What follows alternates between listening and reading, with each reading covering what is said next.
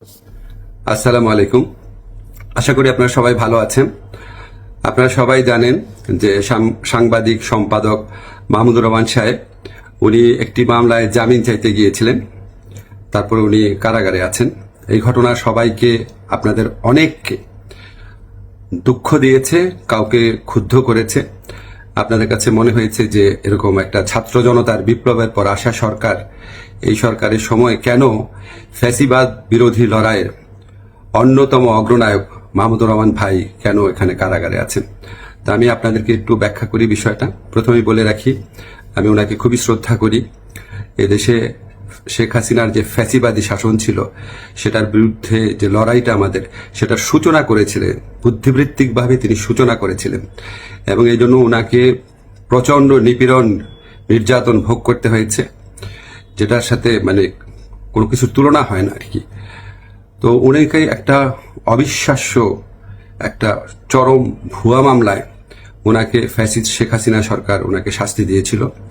Trial in absentia হয়েছিল, ওনার অবর্তমানে শাস্তি দিয়েছিল। অবিশ্বাস্য মামলা একটা, এবং এই মামলার মেরিট নিয়েও প্রশ্ন তোলা যেতে পারে, কিন্তু বিচার কার্যটা সম্পন্ন হয়ে গিয়েছিল এবং ওনাকে শাস্তি দেওয়া অলরেডি হয়ে গিয়েছিল।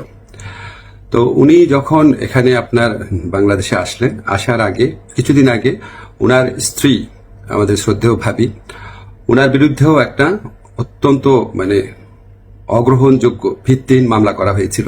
তো উনি সেই মামলাতে সাজা স্থগিত করে আপিল করার জন্য আবেদন করেছিলেন।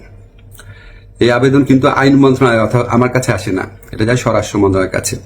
স্বরাষ্ট্র মন্ত্রণালয় যখন আমাদের অভিমত চেয়েছে, আমরা ইতিবাচকভাবে এটা দেখার জন্য জোর সুপারিশ করেছি। আমাদের এই সুপারিশের ভিত্তিতে মাহমুদুর রহমান ভাইয়ের স্ত্রীর সাজা স্থগিত করে ওনাকে আপিল করার সুযোগ দেওয়া হয়। মাহমুদুর রহমান ভাই যেই মামলায় শাস্তি পেয়ে আজকে জেলে আছেন, এক্স্যাক্টলি এই মামলায় আরেকজন বরেণ্য সাংবাদিক শফিক রহমান, উনারও সাজা হয়েছিল। উনি ঠিক একইভাবে মাহমুদুর রহমান সাহেবের যে স্ত্রী আছে, উনি যেমন আবেদন করেছিলেন যে সাজা স্থগিত রেখে আপিল করার জন্য, উনি একইভাবে সেই আবেদন করেছিলেন।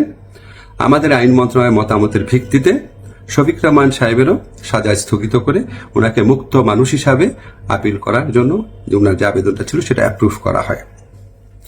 মাহমুদুর রহমান ভাই এটা করেন নাই। আপনারা সবাই জানেন উনার অত্যন্ত স্ট্রং আত্মসম্মান বোধ,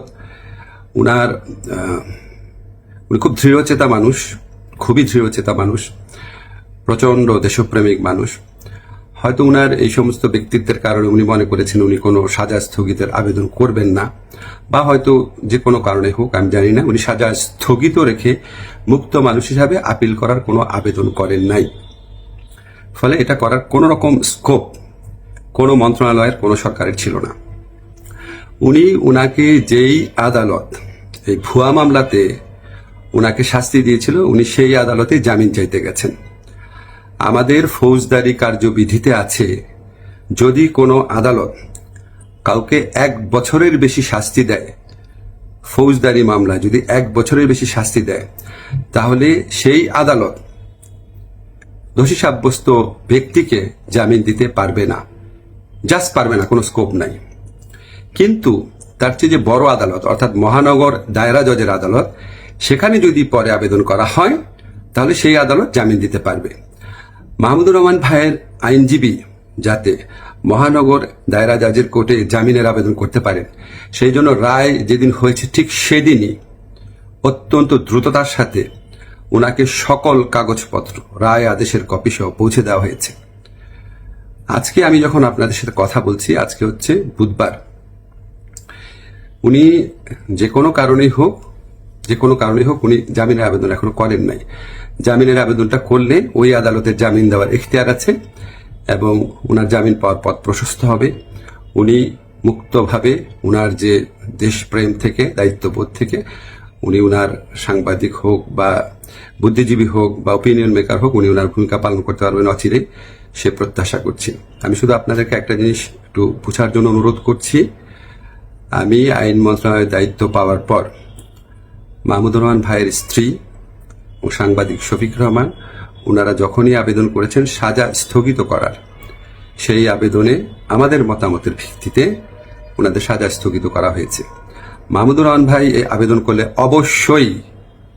অবশ্যই আইন মন্ত্রণালয় থেকে ওনার সাজা স্থগিতের জন্য আমরা সুপারিশ করতাম। আমরা সেই সুযোগ পাই নাই, এখানে আমাদের কিছু করার ছিল না। আমরা মনে করি যে মাহমুদুর রহমান ভাই উনি যত তাড়াতাড়ি, আমরা বলতে আমি নিজের কথা বলছি, যত তাড়াতাড়ি মুক্ত হয়ে আমাদের এই দেশ করার যুদ্ধে উনার জায়গা থেকে নেতৃত্ব দিবেন, তত এটা দেশের জন্য মঙ্গলজনক। আমি আশা করব খুব দ্রুত ওনার জামিনের আবেদন করা হবে, যাতে ওনার জামিনের পথ প্রশস্ত হয়।